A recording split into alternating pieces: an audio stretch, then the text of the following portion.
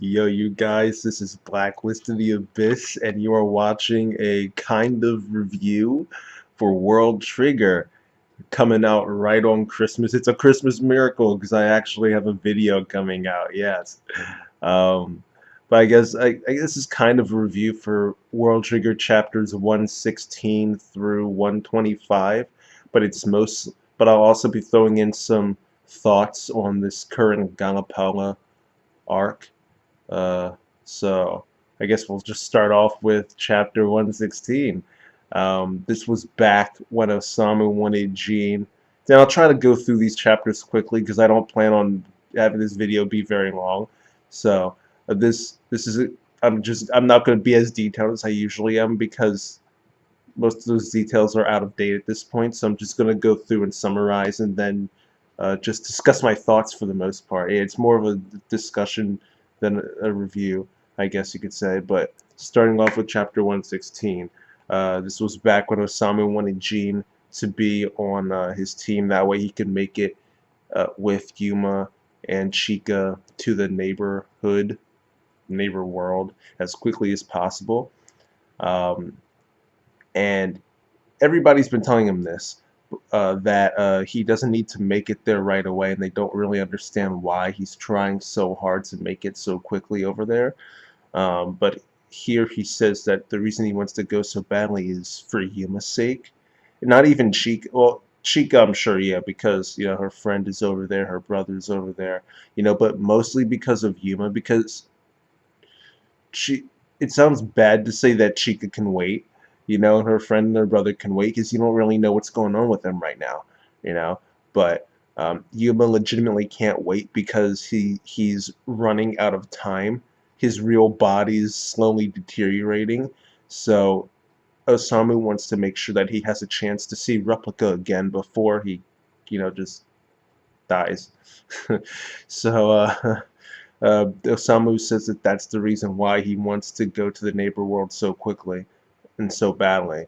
Um, but Jean ends up turning him down, saying that he has something else to do, which we know what that thing is. Um, but he does say that he'll help them out when the time comes. All right.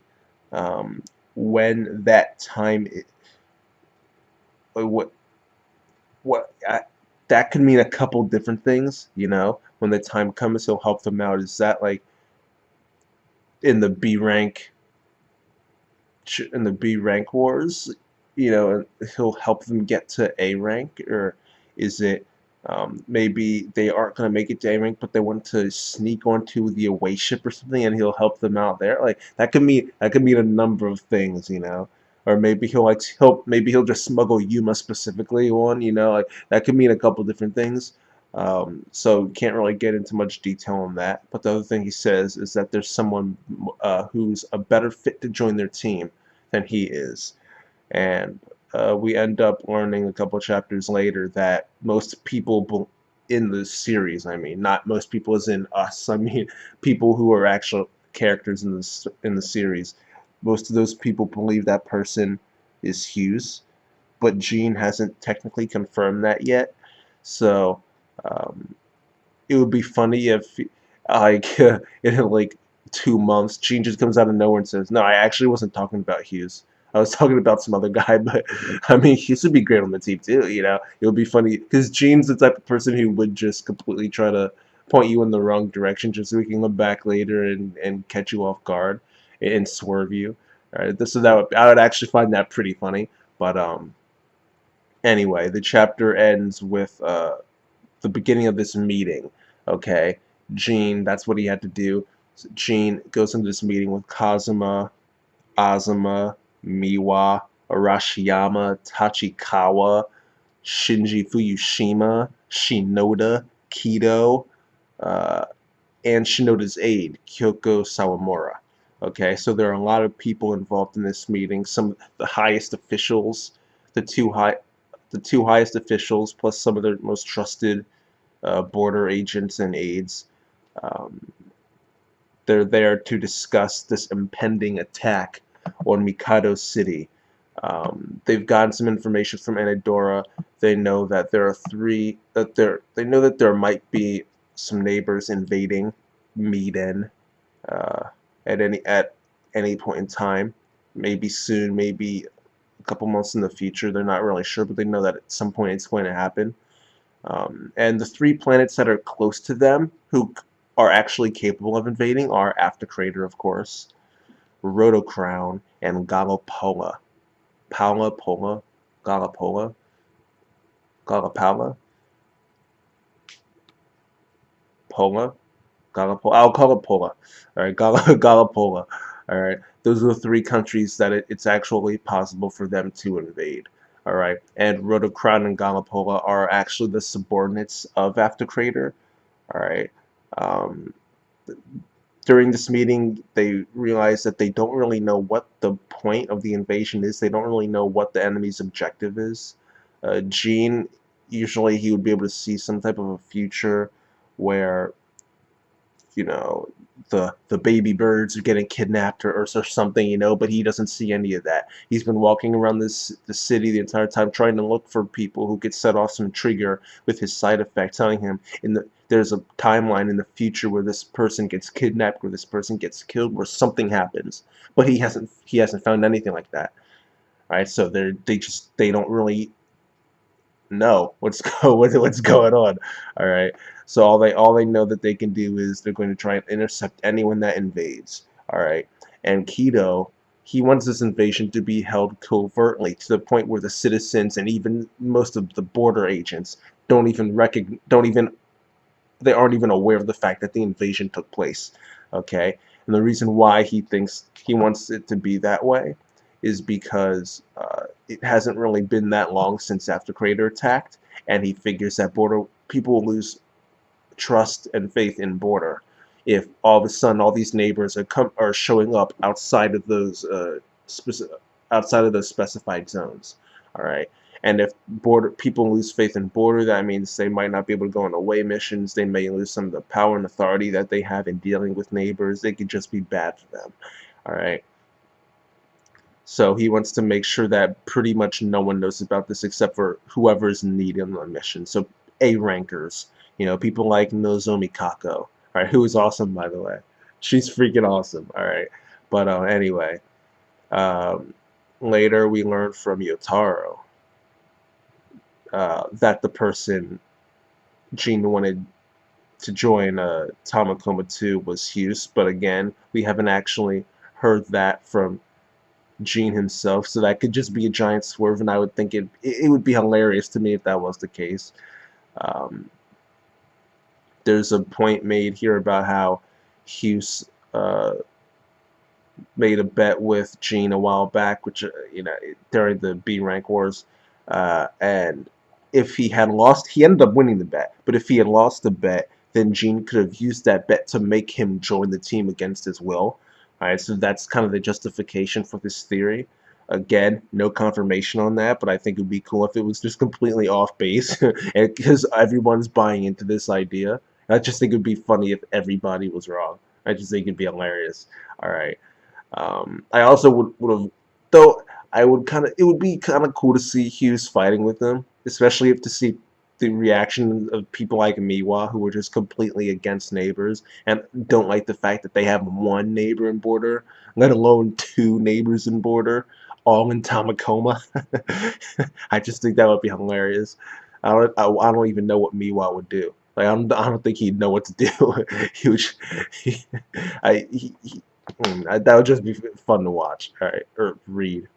Well, the anime's still going, so you never know. If they're doing filler right now, that must mean they're planning on finishing the B Rank Wars arc. So, you know.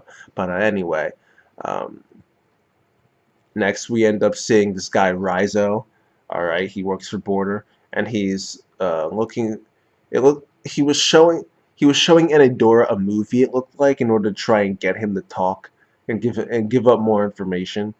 Um, but in the end, Kanuta and Raizo just decide to bring in Yuma because of his side effect. They can just tell when he's lying and everything like that. It just makes the information gathering process a lot easier. All right. Um, and Adora kind of introduces. Well, we knew about the whole God thing. We just didn't know many details about it. Okay, but here Anadora kind of name drops it again and says that after Creator is busy picking their new god, therefore they don't want Border to come after them and interrupt that process. Okay, and we learn here that the most likely reason for them sending minions to Mida, and I keep calling it Mida because it's Earth, it's Japan, but like I don't know how the neighbor world works. Like it's technically a part of Earth, right? So I can't really call it Earth. I guess I'll just say Japan or Medan. It doesn't really matter. I'll probably just go between the two. It doesn't really matter. But anyway, we learn here that the most likely reason for them sending their minions to Japan is to keep Border busy so that they can't come after and go after Crater and interrupt the whole god selection process. All right. Um, actually, this is chapter 118 we're talking about right now, and this was actually a pretty simple chapter. Other than that, it was just sniper training, and then Ama, he decides to go and help Chica out because he saw that while in matches she can't shoot people, in practice and in training she can. Right, so he decides to try and help her and figure out ways where she can actually be more effective during matches and real life combat if it ends up coming to that.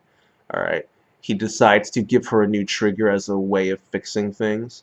Um, Usually, when she shoots people in matches, they end up blowing up, um, and that can be uncomfortable for actually probably a decent number of people where they don't want to shoot people specifically, because even though you know in your head it's a Trion body and they're not hurt, it's still the image of you shooting somebody and them blowing up. It can be traumatic, you know. Some people just don't want to do that.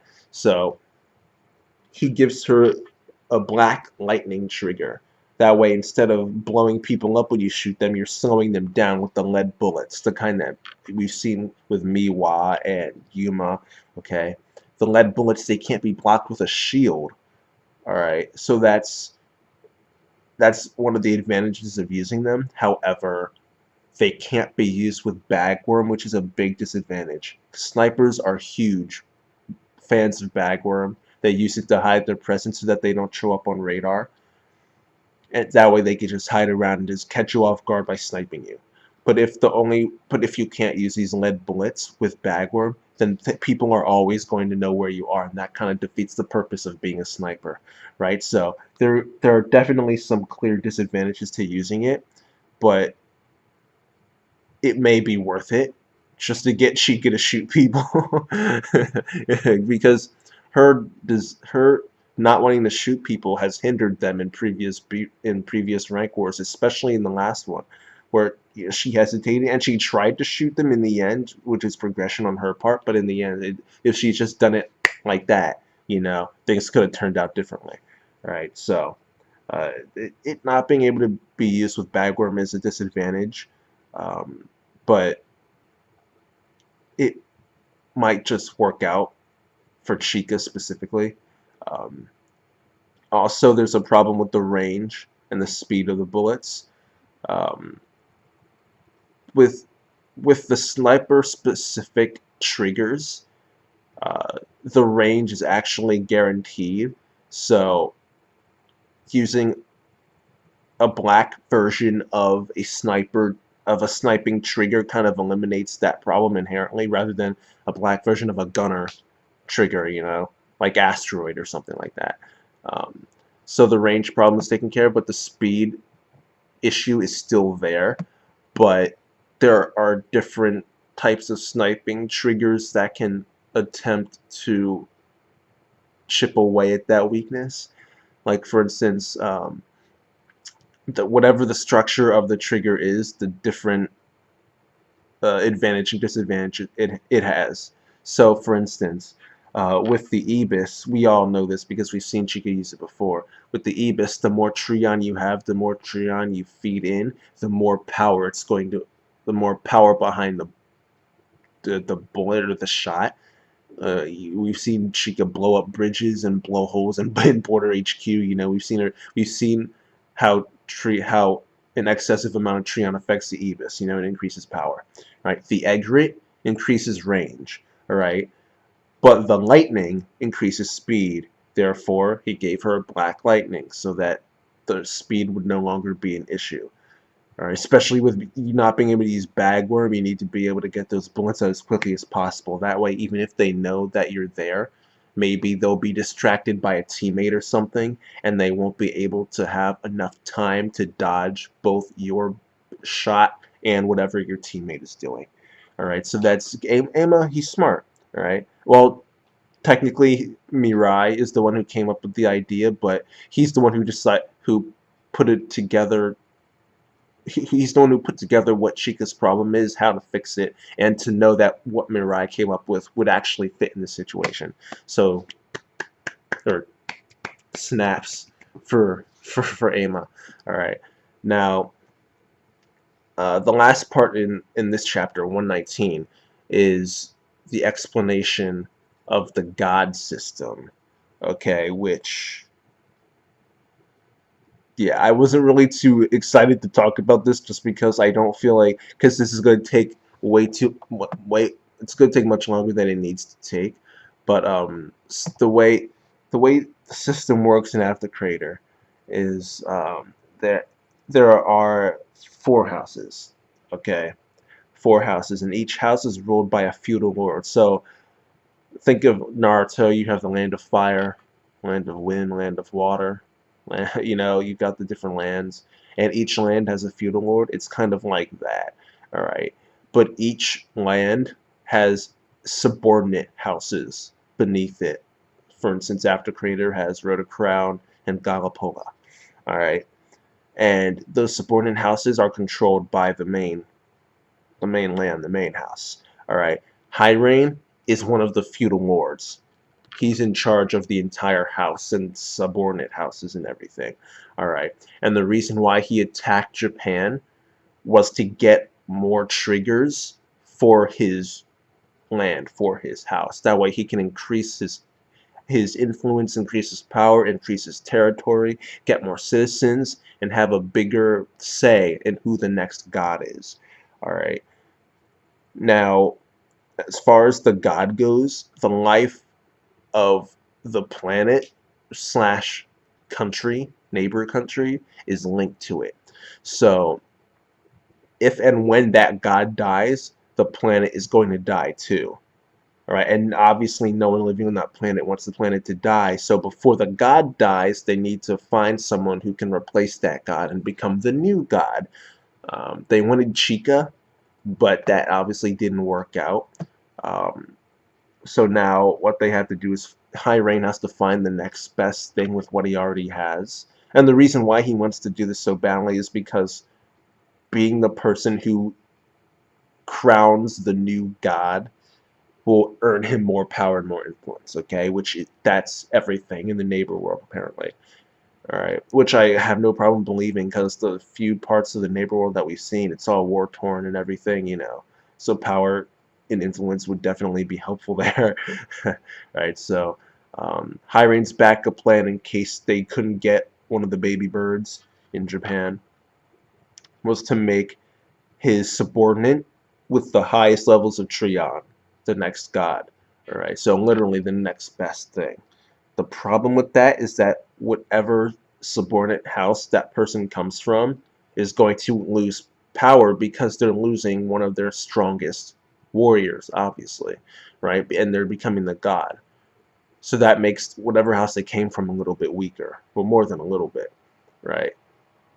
And that subordinate house will likely be upset with High Rain because of that. But High Rain figures it's worth having them upset at him if it means getting the power that comes with creating the new god. Alright. However, he does come up with a plan to kind of minimize the backlash. Uh, the person he chose, the person he wants to choose to be the next god is actually Hughes's mentor, his master, if you will. Alright. So he figured that the person who's going to cause the biggest commotion when hearing that this guy is going to become the next god would be Hughes. Therefore, he decided that if um, if they can't get one of the baby birds, one of the C rank trainees with a large amount of Tryon to come and be the next god, then he was going to make Hughes' master the next god and leave Hughes behind. That way Hughes wouldn't be there to actually cause some type of uh, rebellion, I guess. Some type of uproar or something like that, right? So, which I remember a while back, when Hughes was first left behind, I was trying to figure out why it was that they actually left him and why it is he would become their enemy, you know? And this actually makes perfect sense. Uh, it really does. I thought, like, I remember thinking to myself, so is the god they have right now, like, just not a big fan of Hughes? It's actually the exact opposite. The person who's going to be the next god is a big fan of Hughes, of him. So, yeah, it was a good explanation. Everything makes sense now. Um, and Adora, he actually went as far as saying that Hughes' master is more like a parent to him, a foster parent, and that the reason why Hyrene was able to get away with a plan like this without Hughes noticing or even suspecting him was because he gained his trust by letting him in on another plan. So it's actually kind of funny. He planned on leaving Enidor behind, and he told Hughes about that plan in order to gain his trust and to uh, misdirect him so that he didn't catch on to the other plan that he had at the same time to get rid of Hughes. And he did the same thing with Anadora. He told Anadora about the plan to leave Hughes behind so that Anadora didn't notice the plan to leave him behind. Right? So Hyrane's actually pretty smart. That was that I'm that's a pretty good plan. Or two plans. Or three plans, I guess, because it's the plan to hide two plans. So it's three plans. So it's High Rain has good plans. There you go. That's the point. High Rain has good plans. All right. Now at this point, Hughes, he knows what's going on, right? And he's definitely going to try and take advantage of the fact that Galopoula is close, and we've already seen him try and take advantage of that.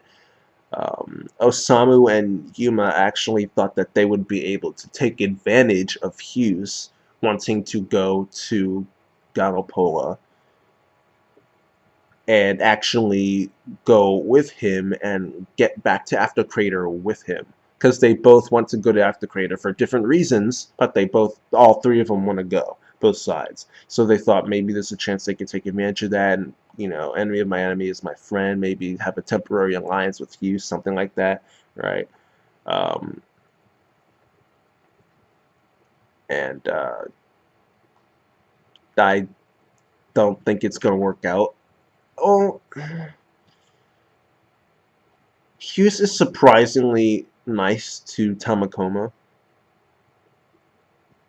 When he left, he didn't just like he didn't he didn't just start knocking people out. He just left quietly and said, thanks for what you did, big guy. He's a I don't I think there's actually a chance Hughes might end up going with that plan if Yuma and Osamu were to suggest it to him. I think there actually is a decent chance of that happening because he has no reason to turn them down. He knows that they want to go. They don't really care if he's there or not. There's no reason to not trust them. He might as well. He might as well.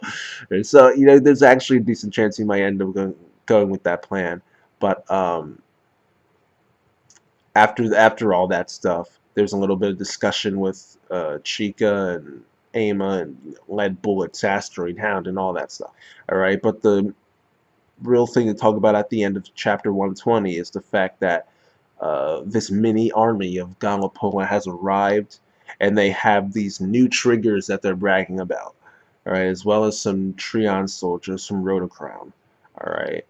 Um, we learned that their orders specifically from AFTO, as Gatlin refers to them, Their orders from AFTO are to stall Japan and hurt them enough where they can't go after AFTO that quickly.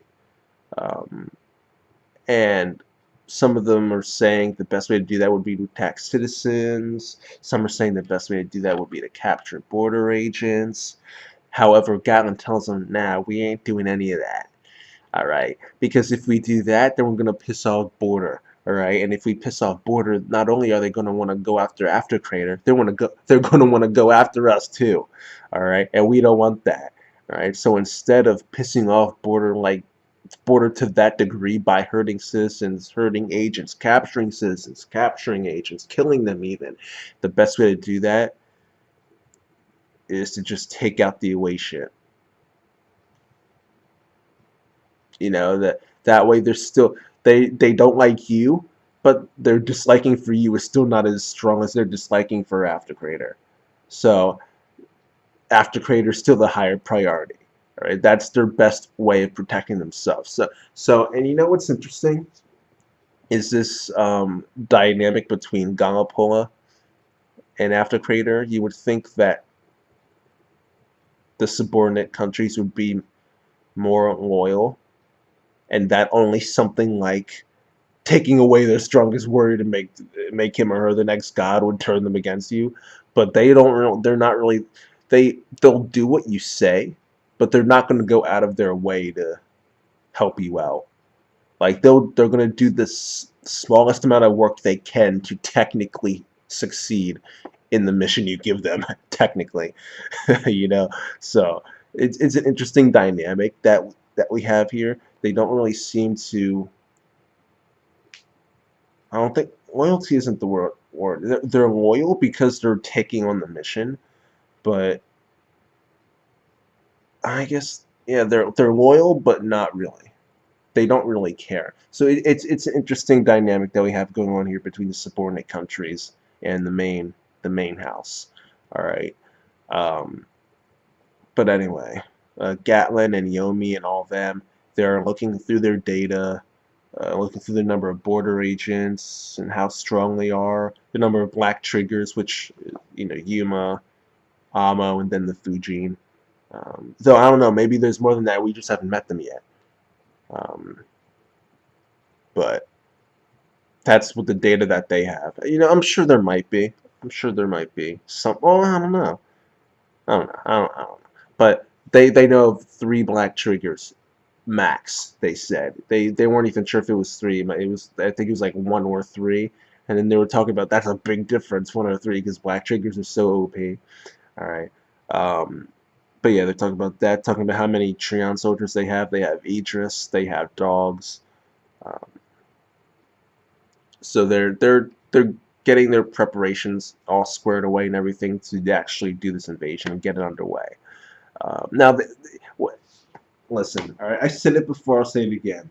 Nozomi Kako was awesome. All right. This next scene was hilarious. He was trying to get to the B rank wars because he was going to go have a match with Kage. All right. But he ends up meeting Kuniharu Kakizaki, who was the captain of Kakizaki's squad, and one of their next opponents in the B rank wars actually. All right. He runs into them and he runs into Nozomi Kako. All right. And Nozomi invites him to join her team, and he turned her down instantly. Like he just no. All right.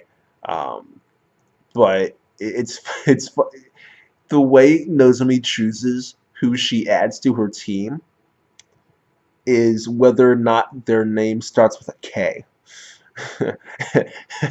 Like if your name doesn't start off with a K, doesn't matter how good you are, she's not going to want you on her team, and I find that hilarious. All right, but anyway, let's. I'm getting a little bit ahead of myself here.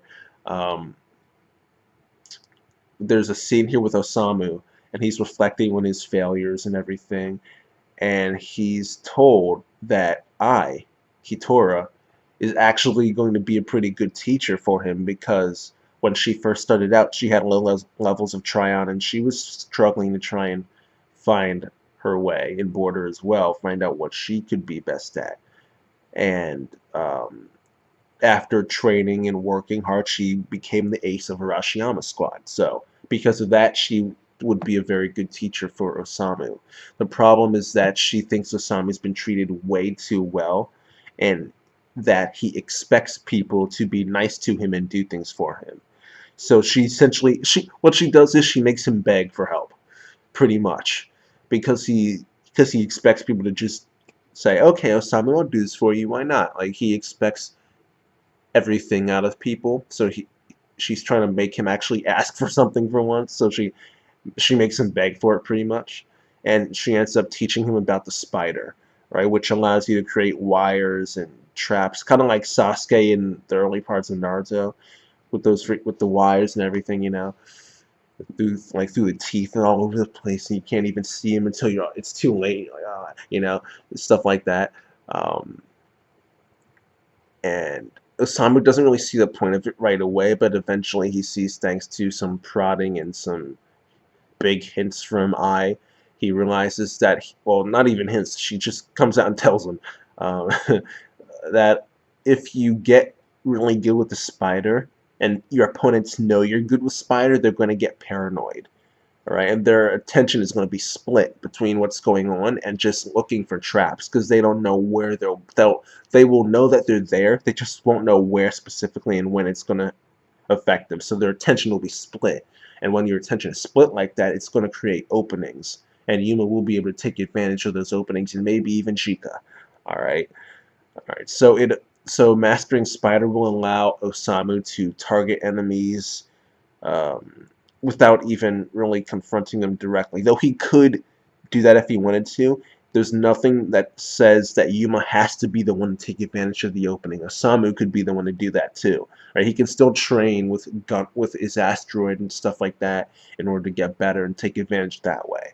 All right, especially if he's got Usami in his ear, so that mastering Spider could actually be very helpful for him. I have no doubt about that, right? But back to the 4Ks here. You've got Kuga, you've got Kakizaki, you've got Kako, and you've got Kage showing up, because Kage showed up later too. All right, so the four of them were bouncing off each other, going back and forth. It was just like these characters are so entertaining. Now, I don't Kakizaki himself. There's not much to him yet, but the other three they're just fun. Nozomi is great. Kage is great. Yuma obviously is great. The characters in this series are so great. Like, it's just It's just fun.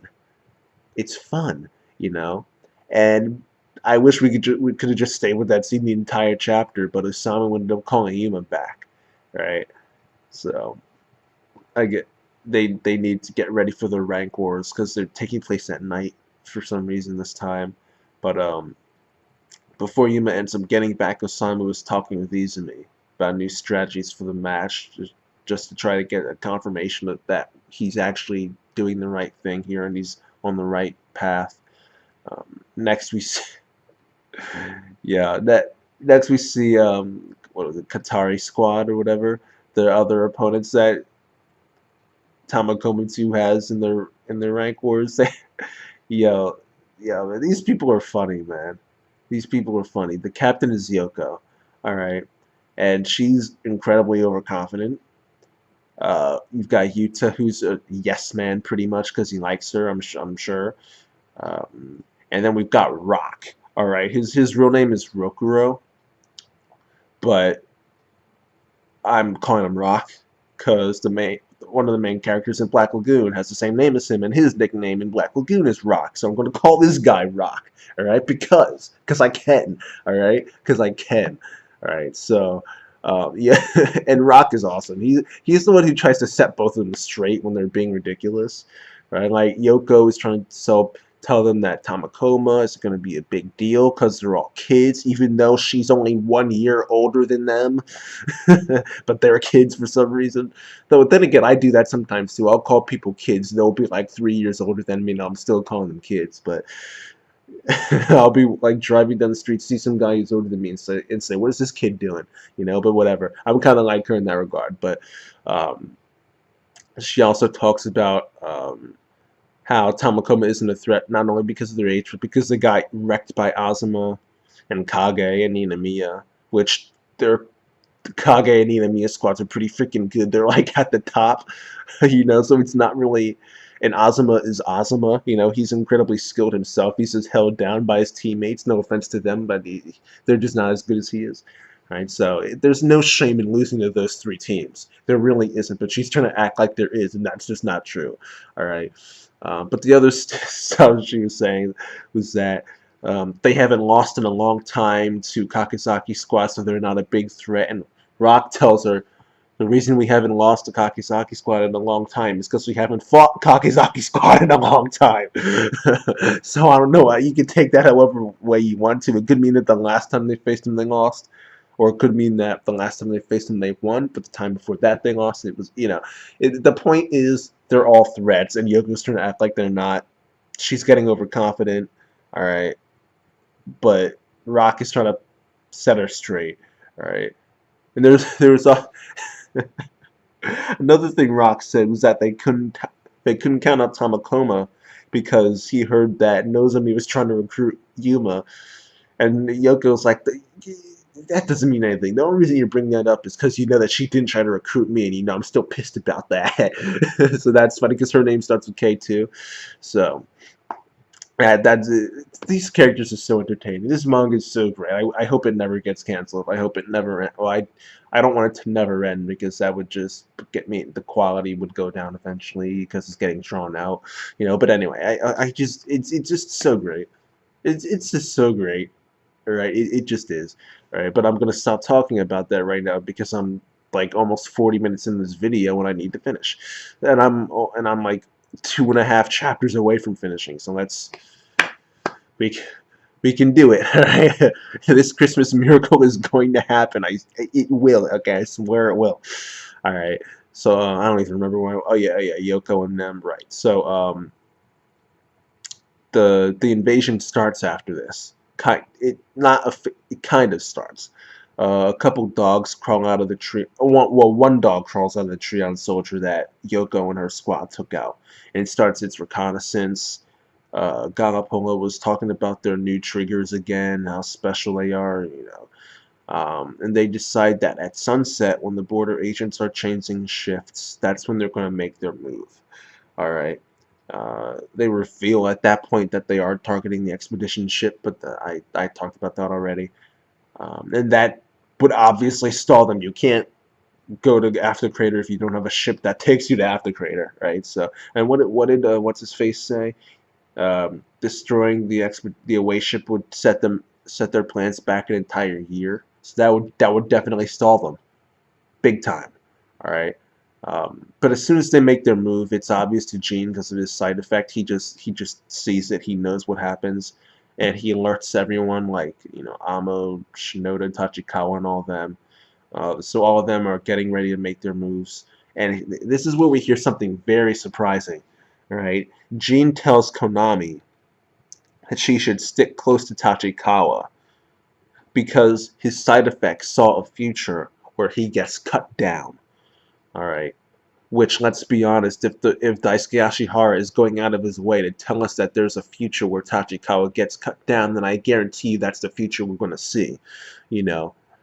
Where he is going to be in that position where he can get cut down. And whether he does or not depends on the actions of the other characters. Like, for instance, the future where Osama was going to die is the one that happened. It's just that they were able to prevent it. That's the timeline that we went down. It's just they were able to successfully prevent that, though they did lose Replica in the process, right? But there's no doubt about it that in my mind that the timeline we're going down is the one where Tachikawa gets cut down. And it's just a matter of whether or not they can do enough to prevent it and change that future. But that is the timeline they're going towards. All right. But another thing that needs to be mentioned, he said cut down, at least in the Viz translation, that's what he said. He said cut down. That doesn't necessarily mean he's going to die, technically. There's no guarantee that it could just be that Gene saw him lying on the ground with a slash down his chest and blood, and he's unconscious, not necessarily dead. Maybe he jumped to a conclusion. There's no guarantee that means he's going to die. All right, so I just wanted to get that out there. there's no guarantee that the future is him dying. It could just be that Gene thinks he's going to die because he saw something, like in Steins Gate. In Steins Gate, where Okabe has to make himself think that Makise Kurisu is dead because he knows he's going to see this sight and just make the assumption. He's not actually going to check. And Gene can't check because he's seeing into the future. He's not actually traveling to the future. So it's kind of like Steins Gate in that regard, where not, he might have just seen something and just assumed that Tachikawa was dead. All right, but anyway, moving on. Um, the gate opens and Galopoula, they make their move. They start coming in. The Treon soldiers do as well. Shinoda says that he wants the entire event to be handled so covertly that the B rank wars don't even need to be postponed. Which I thought at the very least they would postpone them and just not like say anything about it, or maybe yeah, just like postpone them till morning or something, and then just like not call them in for defense duty or something, like not call them in to help defend against Galopoula. They're actually going to try and have the B rank wars simultaneously at the same time they're defending the base from Galopoula, which is awesome because which first of all, I'm sure he has contingencies in place where if things don't go as planned, he will end up, postponing the B rank war even if it's already in progress. Yeah, I'm sure he has contingencies in place, but I like this. I like what Daisuke Ashihara is doing here because he's technically doing two arcs at the same time. All right, we're seeing Galopoula.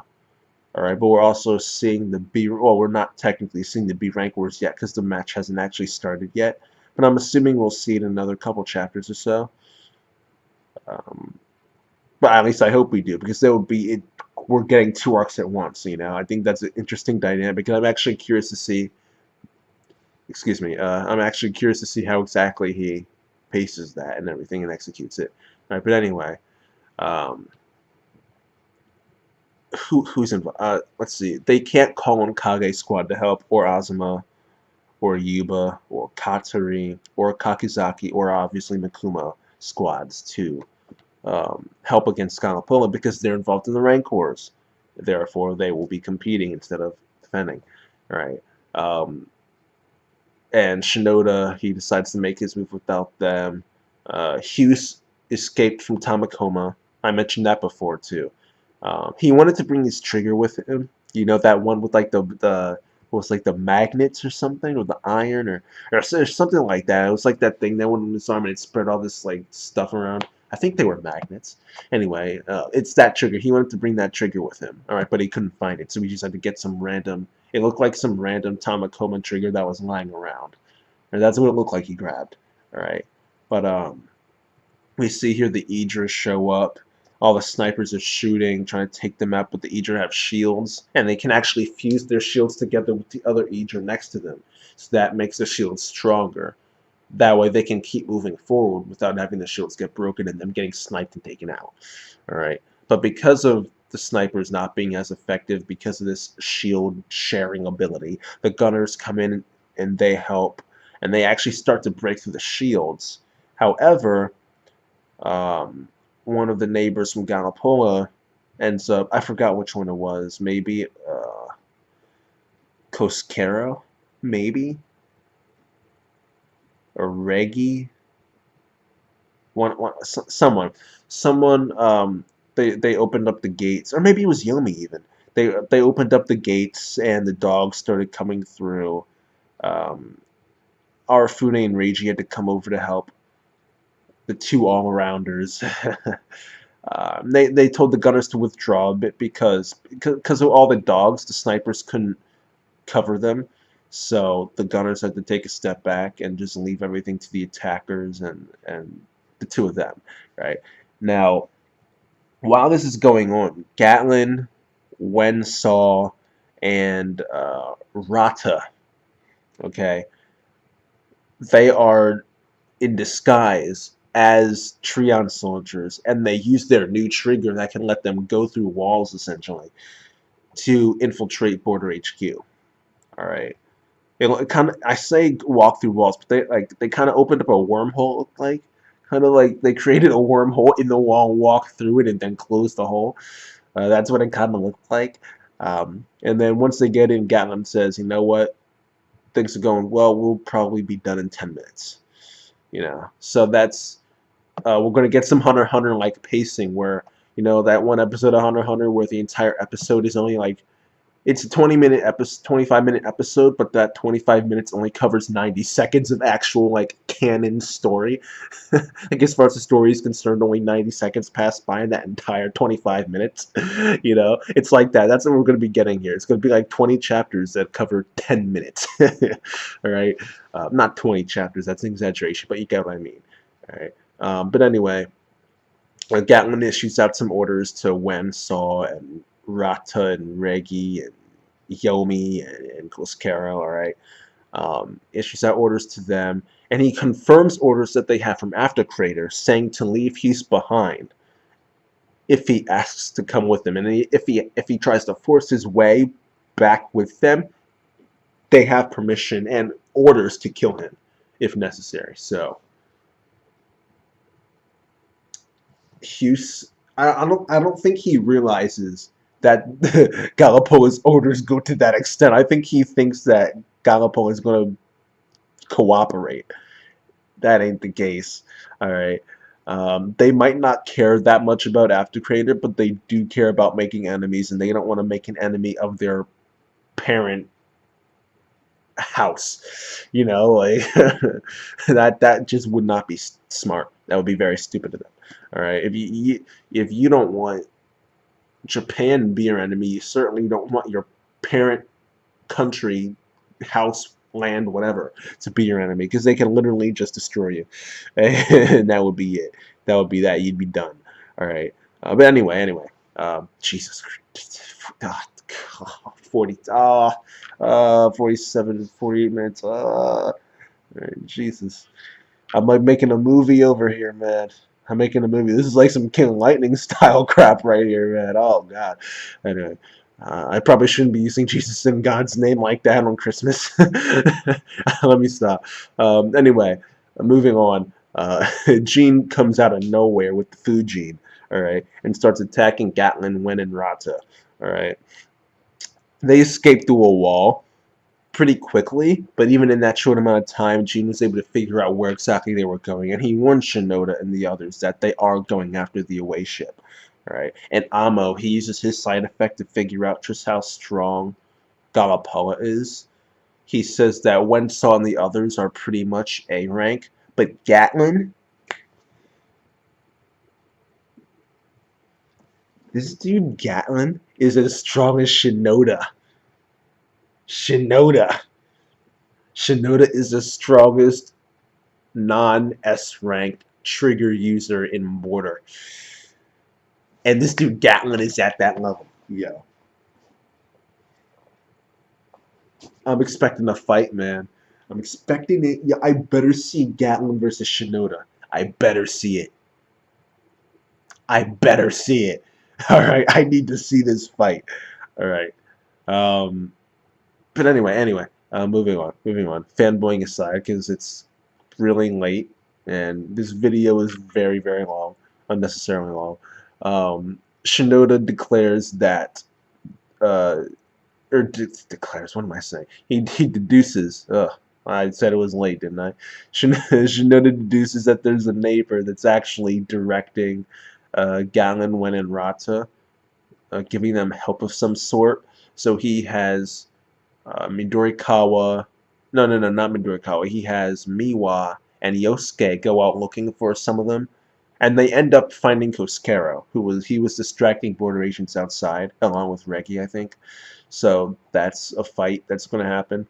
Um, but Midorikawa does end up showing up to help take out some of the dogs. Suji shows up as well from Nina Mia squad, which I oh no, never mind. That's Kage squad. Never mind. I was thinking for a second that Nina Mia squad was in the B rank wars for that night, but it was Kage's group, not Nina Mia. That's why Suji can in fact show up. But now the two of them are there, Reichi tells the snipers and gunners to lead the dogs to all the attackers. So they're going to do something else, probably focus on the Idras or something like that. Um, inside of Border HQ, Yuko and Rei show up. Yo, yo, you already know. You already know I love Yuko and Rei. They're so great. They're so great. I can't wait to see them fight Wensaw next week. Or I guess there's no guarantee we're going to see it next week, but next chapter. But I say next week. It was probably a double issue, right? So there's probably no chapters at all coming out this upcoming Monday, probably. Um, but anyway, next chapter we may or may not see some of this fight, but I want to. It's going to be really good because the two of them are great. Okay, they may be B rank, but the two of them have skill, legit skill, and it's two against one. So even though Wen is A rank, this could be a really good fight. This is not going to be some type of slobber knocker. This is not this is not going to be some just a complete dominance by Wen. Nah, I think this is going to legitimately be a good fight. Okay, and the fight starts with her summoning some more Treon soldiers to go attack Yuko and Rei. All right, and then I already mentioned the stuff about Yosuke and Miwa and Koskero. All right, and yeah, that's it. That's it. Over 50 minutes to talk about 10 chapters. That's actually pretty good. That's actually pretty good. That's like five minutes per chapter. That's actually pretty freaking good. I'm actually impressed now that I'm thinking about it. 50 minutes for 10 chapters. 10 chapters in 50 minutes. That's actually pretty good. I'm impressed with myself right now. I really am. So yeah, let me just end this video here, you guys. My thoughts on this current kind of double arc with a World Trigger. It's 2 thumbs up so far. I'm loving these characters from Galopoula. I'm loving the fact that we're getting so many characters that I love involved in this arc. Nozomi. Well, she technically isn't involved in the arc yet, but she's made an appearance or two, and I'm assuming that she'll be involved in the defense at some point.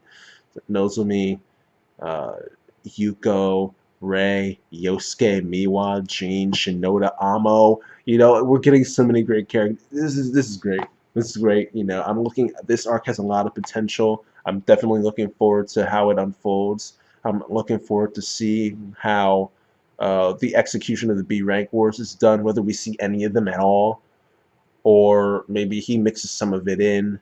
Maybe they end up getting postponed because Gatlin and Rata make it too far. They make it too close to the away ship.